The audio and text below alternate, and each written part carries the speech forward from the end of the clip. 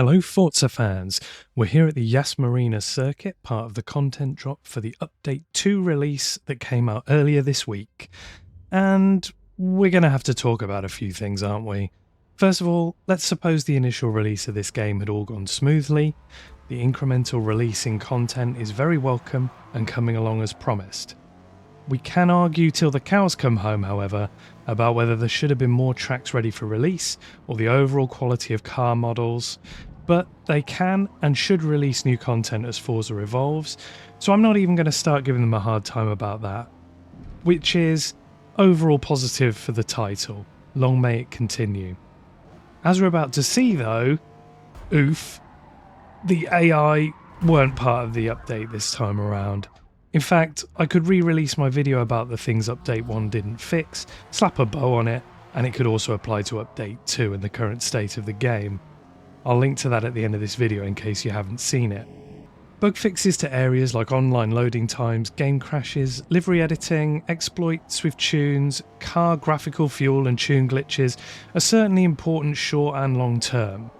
Along with hardware-specific issues around Thrustmaster displays and AMD graphics card chipsets that I wasn't affected by personally, but in this, we see how Turn 10 focused this update. The goal was clearly to fix the game for as wide a demographic as possible. If people with certain wheels, hardware setups, or even plugging their headphones into the front jack couldn't play the game properly, that's not great if much of your audience aren't returning to the game because of those issues. That brings us to the wider point though. Updates 1 and 2 have been largely firefighting issues that are reminiscent of a beta or early access test.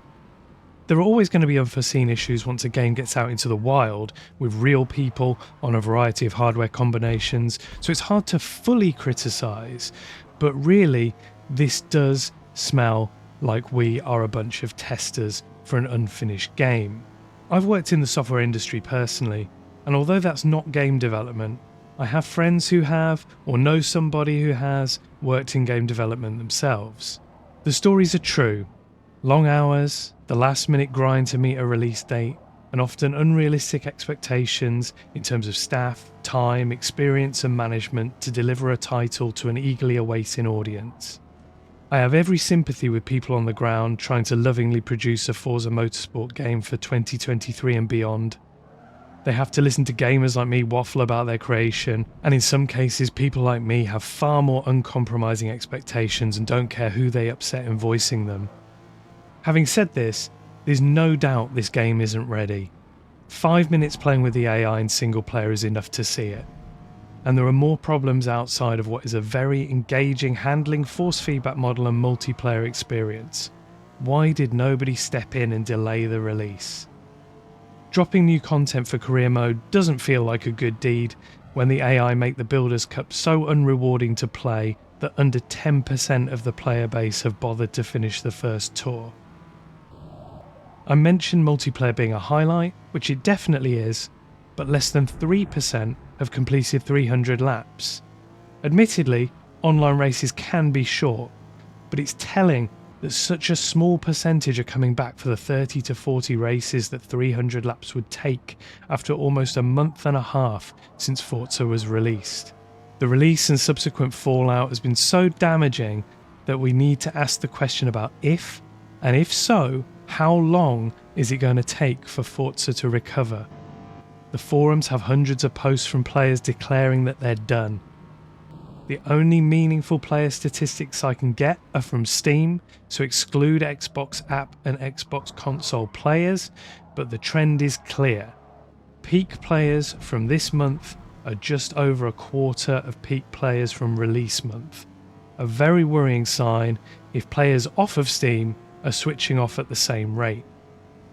Reviews are mostly negative on Steam after releasing to a fanfare of 85% plus positive ratings from reviewers.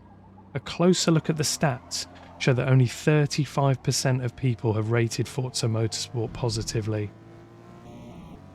I'll still be here. I love sharing my multiplayer races, driving tips and thoughts with you all, and I have every faith that Forza can be added to the admittedly short list of AAA titles brought back from a dire situation. The Xbox and PC community need a game like Forza Motorsport to succeed, so I hope Turn 10 are up to this challenge. What do you think? Drop a comment below and kindly subscribe if you want to see more Forza videos in future on this channel. Thank you for watching, and I'll see you soon.